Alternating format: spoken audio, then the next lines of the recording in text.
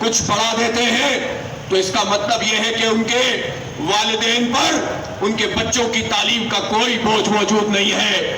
یہاں تم مجھے بتاؤ کہ کون سا بچہ مفت میں تعلیم حاصل کر سکتا ہے؟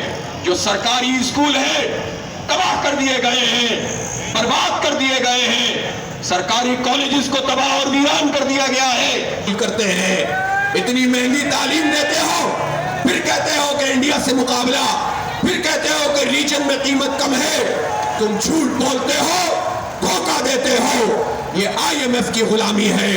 ابھی مذاکرات شروع نہیں ہوتے کہ پیٹرول کی قیمت بڑھا دی جاتی ہے، ڈیزل کی قیمت بڑھا دی جاتی ہے، ڈالر کی بات ان سے کر رہے ہیں۔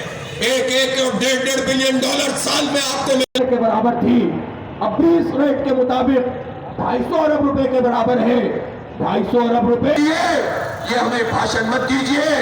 ان کے ایک وزیر صاحب ہیں امین گنڈاپور صاحب، پچھلے دنوں انہوں نے اپنے ارشادات فرمائے اور کہنے لگے کہ چینی کی